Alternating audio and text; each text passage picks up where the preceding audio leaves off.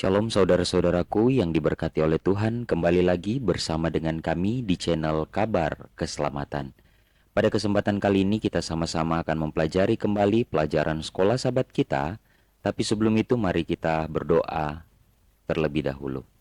Bapa di surga, terpujilah namamu, terima kasih untuk berkat-Mu bagi kami sampai pada saat ini. Saat ini kami siap untuk mempelajari firman-Mu melalui pelajaran sekolah sahabat. Tuntun kami Tuhan, berkati kami.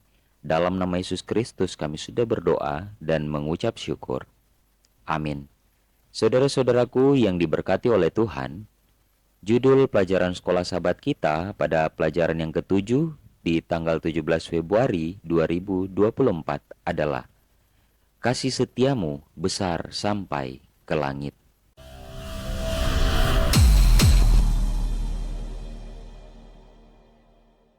Ayat inti kita terdapat di dalam Mazmur 57 ayat 10 dan 11. Aku mau memuji Engkau ya Tuhan di antara bangsa-bangsa, aku mau bermazmur bagimu di antara bangsa-bangsa. Sebab rahmat-Mu sampai ke langit dan kebenaran-Mu sampai ke awan-awan. Saudara-saudaraku yang diberkati oleh Tuhan, ketika Daud memindahkan tabut ke Yerusalem, ia bernyanyi, sebab kasih setianya tetap untuk selama-lamanya, dalam 1 Tawarik 16 ayat 34. Dan ketika tabut ditempatkan di bait suci Salomo, orang-orang Lewi bernyanyi, sebab kasih setianya kekal untuk selama-lamanya. Ketika api ilahi menghanguskan bencana itu, mereka mengulanginya kembali, sebab kasih setianya tetap untuk selama-lamanya. 2 Tawarik 7 ayat 3. Dan ketika Yosafat pergi berperang, orang-orang Lewi bernyanyi lagi, sebab kasih setianya untuk selama-lamanya. 2 Tawarik 20 ayat 21. Ketika Zerubabel meletakkan fondasi bait suci yang baru, nyanyian ini dinyanyikan pula, sebab kasih setianya kekal untuk selama-lamanya. Esra 3 ayat 11. Frasa yang sama diulang dalam Mazmur 100, Mazmur 103, 106, 107, 118, 136, dan 138. Frasa yang sama diulang-ulang sebab kasih setianya untuk selama-lamanya. Yeremia menubuatkan bahwa ketika Yerusalem dipulihkan, kota itu akan dinyanyikan sebab kasih setianya tetap untuk selama-lamanya. Yeremia 33 ayat 11. Apa artinya bagi kita bahwa kasih Allah itu kekal? Terdiri dari apakah kasih itu? Manfaat apa yang diberikannya kepada kita? Bagaimana kita dapat merespon kasih itu? Kita akan belajar kasih Tuhan, kasih yang bertahan selamanya, kasih yang mengubah, kasih yang mengampuni. Respon manusia terhadap kasih Allah, pujian dan kepercayaan, berkat dan kekaguman. Mari kita pelajari bersama-sama kasih Allah. Kasih atau cinta yang bertahan selama-lamanya merupakan wujud dari kasih Allah. Mazmur 136 ayat 1. Bersyukurlah kepada Tuhan sebab Ia baik, kasih-Nya kekal untuk selama-lamanya. Di dalam Mazmur 136 adalah sebuah lagu antifonal atau lagu yang berbalas-balasan, sahut menyahut, dan dalam setiap 26 baitnya, satu bagian dari nyanyian ini memuji Tuhan dan bagian lainnya menjawab dengan alasan yang membenarkan pujian tersebut. Kasih setianya kekal untuk selama-lamanya. Saudara-saudaraku, kata Ibrani yang diterjemahkan menjadi belas kasihan dapat diterjemahkan menjadi kasih sayang atau cinta. Apa yang Allah lakukan karena didorong oleh kasih-Nya yang kekal. Jadi apa yang Tuhan buat dalam kehidupan kita manusia itu terdorong oleh karena kasih sayang atau cintanya kepada kita manusia. Apa yang Dia telah lakukan? Dia telah melakukan pekerjaan yang luar biasa dalam menciptakan segala sesuatu di sekitar kita.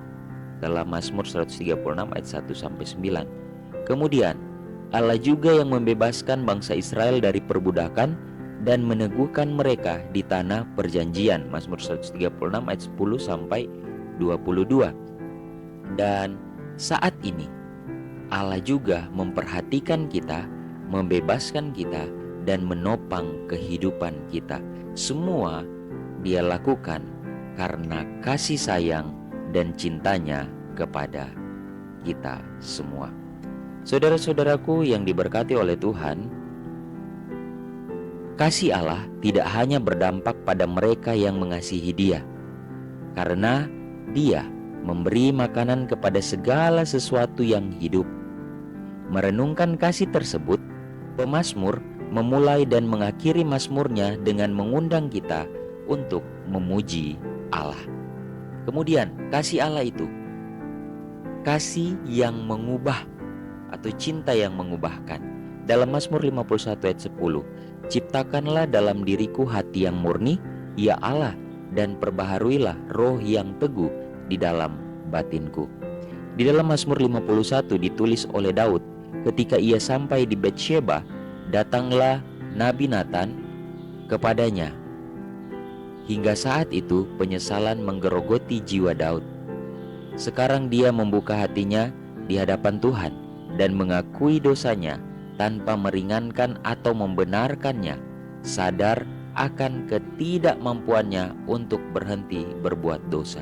Ketika Raja Daud melakukan kesalahan, berdosa, dia mengakui itu semua di hadapan Tuhan dan dia membuka hatinya terhadap Tuhan. Dia mengakui setiap dosa-dosanya tanpa meringankan atau membenarkan kesalahan-kesalahannya. Dia sadar akan ketidakmampuannya untuk berhenti berbuat dosa.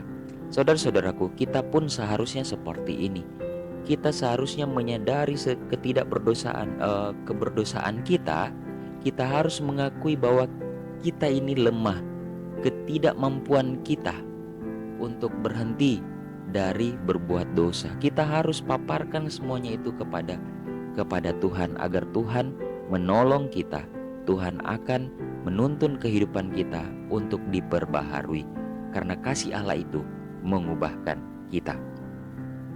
Ia tahu bahwa karena kasih-Nya yang besar, Allah akan membersihkan dosanya dan menghapuskan seluruh pelanggarannya dalam Mazmur 51. Namun, secara mengejutkan, Daud melangkah lebih jauh. Dia tidak puas dengan pengampunan. Jika tidak ada perubahan dalam hidup kita, kita akan terus tidak dapat berhenti berbuat dosa. Kita membutuhkan sebuah transformasi. Jadi, Raja Daud tidak berhenti sampai di pengampunan dari Allah. Tidak, dia harus mengalami perubahan di dalam kehidupan. Sama halnya dengan kita, saudara-saudaraku. Terkadang ketika kita melakukan dosa, kita hanya meminta pengampunan daripada Tuhan, tetapi kita tidak mau mengalami perubahan dalam hidup kita. Ini masalah yang sering terjadi dalam kehidupan manusia. Raja Daud, dia rindu bukan saja mengalami pengampunan, bukan saja dia dimaafkan oleh Allah, tapi dia mau supaya dia memiliki perubahan dalam kehidupannya.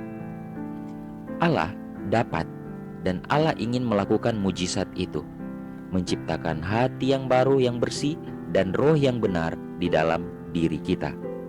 Pengampunan dan pembaharuan diri kita menghasilkan sukacita, kesaksian, nyanyian, dan pujian. Dan Allah berkenan menerima pujian kasih kita yang rendah hati. Jadi saudara-saudaraku, di mana ada pengampunan, ada pertobatan, seharusnya ada perubahan hidup. Kalau belum ada perubahan hidup, itu namanya kita tidak sungguh-sungguh meminta pengampunan daripada Tuhan, karena kita masih menyimpan hal-hal duniawi dalam kehidupan kita, sehingga kita sulit untuk bersukacita, bukan? Kita sulit untuk bersaksi, kita sulit untuk mengampuni, kita sulit untuk menyanyi dan memuji Tuhan. Yang ada kita mengeluh terus-menerus karena kita belum bertobat di hadapan Tuhan. Saudara-saudaraku, kasih Allah adalah kasih atau cinta yang mengampuni. Mazmur 130 ayat 3-4. Jikalau Engkau, Tuhan, menyimpan catatan dosa, Tuhan, siapakah yang dapat bertahan? Tetapi padamu ada pengampunan, sehingga kami dapat beribadah kepadamu dengan penuh hormat. Saudara-saudaraku, ada dua tema utama di dalam Mazmur pasal 130. Yang pertama adalah pengampunan, yang kedua adalah penantian. Pengampunan dosa adalah jurang yang dalam, tempat orang berdosa berseru kepada Tuhan. Ketika mendengarkan kita, Tuhan melihat kita, dan apa yang Dia lihat? Jika Dia mengarahkan matanya kepada dosa kita, tamatlah riwayat kita. Tetapi mata Allah yang penuh kasih tertuju kepada orang berdosa yang bertobat, dan Dia mengaruniakan pengampunan kepadanya. Luar biasa, bukan? Kasih itu mengampuni. Bagaimana dengan tema kedua, penantian? Sikap ilahi ini menghasilkan pengharapan. Ketika pengampunan ada dalam hidup kita, kita juga akan menghasilkan pengharapan. Oleh karena itu, kita dengan penuh keyakinan menunggu untuk menerima pengampunan dari Allah. Kita secara khusus menantikan pagi yang mulia di mana kita mendengar dari bibir-Nya, "Masuklah ke dalam sukacita Tuhanmu." Semua umat Tuhan berpartisipasi dalam penantian yang penuh semangat ini, ketika Ia akan menebus Israel dari segala dosa mereka. Luar biasa, bukan saudara-saudaraku? Kasih Allah adalah kasih yang mengampuni. Ketika ada pengampunan, ada penantian terhadap janji keselamatan Allah. Begitu pula dengan kita. Jika kita mengaku adalah milik Kristus, maka kita mau untuk mengampuni satu dengan yang lain, sambil menantikan kedatangan Tuhan yang kedua kali. Saudara-saudaraku, di dalam pena inspirasi Lift Up Your Eyes Januari 16 dikatakan begini: "Kami akan bersembunyi di dalam Yesus Kristus. Kami akan percaya pada kasih-Nya. Kita akan percaya hari demi hari bahwa Dia mengasihi kita dengan kasih yang tak terbatas. Jangan biarkan apapun, tidak ada yang mematahkan semangat Anda dan membuat Anda sedih. Pikirkanlah kebaikan Tuhan, ceritakanlah nikmat dan berkat-Nya. Semoga pujian kepada Tuhan selalu ada di dalam hati kita, di dalam pikiran kita, dan di bibir kita." Tinggal di dalam Yesus Kristus. Ketika kita menerima kasih dari Allah itu, bagaimana respon kita terhadap kasih Tuhan? Yang pertama, pujian dan kepercayaan. Mazmur 113 ayat 1. "Pujilah Tuhan, hai kamu hamba-hambanya, pujilah nama Tuhan." Alasan apa yang diberikan Mazmur 113 dan 123 kepada kita untuk memuji dan percaya kepada Tuhan? Ini dia alasan-alasannya. Mazmur 113 ayat 4. "Karena ditinggikan di atas langit dan bumi." Kenapa kita harus memuji kepada Tuhan dan percaya kepadanya? Karena hanya Dialah Tuhan yang ditinggikan di atas langit dan di bumi. Selanjutnya, karena meskipun Dia hidup di tempat yang tinggi, Dia merendahkan diri dan turun ke level kita. Jadi sekalipun Allah itu tinggal di tempat yang luar biasa, yang mulia, tetapi Dia mau merendahkan dirinya, turun menjadi serupa dengan kita. Itulah kenapa sampai Dia layak untuk dipuji dan dimuliakan. Selanjutnya, karena Allah mengangkat orang miskin dan yang membutuhkan. Karena Dia melakukan mujizat-mujizat yang luar biasa. Kemudian, karena Dia berbelas kasihan kepada kita ketika kita dihina. Saudara-saudaraku, singkatnya adalah kita memuji Tuhan atas kuasa-Nya, atas mujizat-Nya, dan atas kasih-Nya, dan karena Dia merendahkan dirinya terlepas dari kebesaran-Nya. Di atas kayu salib kita dapat melihat bersama-sama semua sifat-sifat ilahi ini. Kasih-Nya yang besar membuat Yesus merendahkan dirinya sampai mati bagi kita. Bukankah hal ini layak untuk dipuji? Tidakkah kita harus sepenuhnya percaya kepada Juru Selamat yang penuh kuasa dan kasih ini?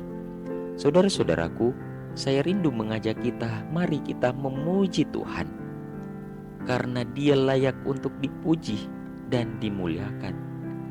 Bukan kita yang layak dipuji, saudara-saudaraku. Tidak ada jasa-jasa kita untuk keselamatan kita, tidak ada, semua berdasarkan kasih karunia. Itulah sebabnya hanya Dia yang layak dipuji, ditinggikan, dan dimuliakan. Saudara-saudaraku, ketika kita merasakan kasih Allah dalam hidup kita, maka kita akan merasakan berkat dan kekaguman. Mazmur 103 ayat 2, pujilah Tuhan hai jiwaku, dan janganlah melupakan segala kebaikannya. Saudara-saudaraku, apa manfaat yang Tuhan berikan kepada kita? Yang pertama adalah ampunilah segala kesalahanku. Manfaat yang pertama adalah kita diampuni. Kedua, kita disembuhkan oleh penyakit. Ya, kita disembuhkan dari penyakit-penyakit kita. Jadi begini saudara-saudaraku, kalau ada orang yang mengalami sakit, sudah periksa ke dokter, tapi masih tetap tidak ada apa-apa, dokter katakan, ada kemungkinan dia belum memaafkan seseorang, sehingga itu menjadi beban pikirannya. Itu salah satu sebenarnya. Itulah sebabnya ketika kita merasakan kasih Tuhan, maka penyakit kita akan disembuhkan. Terlepas dari penyakit di atas dunia ini, jaminan keselamatan Tuhan akan berikan. Kemudian keselamatan jiwa akan kita miliki, dan Tuhan akan memahkotai kita dengan kemurahan dan kasih-Nya.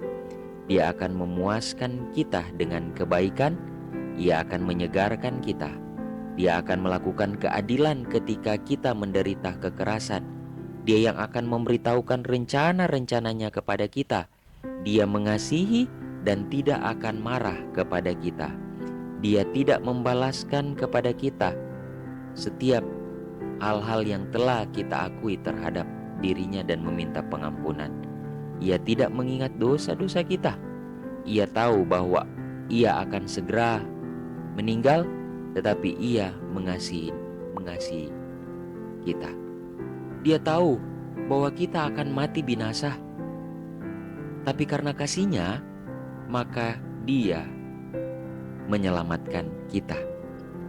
Saudara-saudaraku, sebagai respon terhadap kebaikan-kebaikan ini yang Tuhan berikan bagi kita lewat kasih-Nya, kita bergabung dengan para malaikat untuk memuji Tuhan. Pujian dimulai ketika seseorang mengakui keagungan dan karya Allah dan merespon dalam penyembahan atas kebaikan, kemurahan, dan hikmat-Nya. Saudara-saudaraku yang diberkati oleh Tuhan, pelajaran sekolah sahabat kita pada sahabat hari ini mengajarkan kita bahwa kasih Allah itu luar biasa. Kasih Allah itu penting dalam hidup kita, yang akan membuat kita mengalami perubahan hidup. Ketika kita mengalami perubahan hidup, maka kita akan memuji Dia dan merasakan berkat dan kekaguman yang Dia berikan bagi kita. Sebagai kutipan yang terakhir, janganlah kamu tawar hati. Orang yang lemah lembut akan diteguhkan, orang yang putus asa akan diberi harapan. Allah memiliki kepedulian yang lembut terhadap umat-Nya. Telinganya terbuka terhadap seruan mereka. Saya tidak takut untuk perjuangan Tuhan. Dia akan mengurus perkaranya sendiri. Tugas kita adalah untuk mengisi bagian dan tempat kita. Hidup dengan rendah hati di kaki salib, dan hidup dengan setia dalam kudus di hadapan-Nya. Ketika kita melakukan hal ini, kita tidak akan merasa malu, tetapi jiwa kita akan percaya kepada Allah dengan keberanian yang kudus. Hatiku teguh, percaya kepada Allah. Kita memiliki juru selamat yang utuh. kita dapat bersukacita di dalam kepenuhannya yang kaya. Saya rindu untuk lebih berbakti kepada Allah, lebih dikuduskan baginya. Saudara-saudaraku yang diberkati oleh Tuhan, kiranya lewat pelajaran sekolah sahabat kita pada saat ini boleh membuka hati dan pikiran kita untuk berserah sepenuhnya kepada Tuhan. Buka diri kita sama Tuhan, biarkan Tuhan hadir dalam hidup kita. Mari kita tunduk kepala kita berdoa. Ya Tuhan, terima kasih untuk firman-Mu melalui pelajaran sekolah sahabat. Tuntun kami Tuhan, agar kami boleh menerima dengan sungguh-sungguh firman-Mu ini, agar kami memperoleh pembaharuan dalam hidup kami boleh dapat diubahkan oleh karena Tuhan. Berdoa untuk para pendengar dimanapun mereka berada. Jika mereka dalam keadaan sakit, kiranya berkat kesembuhan dari surga boleh menjadi bagian mereka. Jika mereka dalam pergumulan hidup, dalam mencari pasangan hidup, dalam mencari pekerjaan, atau dalam pergumulan untuk menerima Tuhan sebagai juru selamat, kiranya Tuhan menuntun mereka agar mereka boleh dapat dilegahkan. Kami serahkan hidup kami ke dalam tangan-Mu. Dalam nama Yesus kami sudah berdoa dan mengucap syukur. Amin. Tuhan kiranya memberkati kita semua.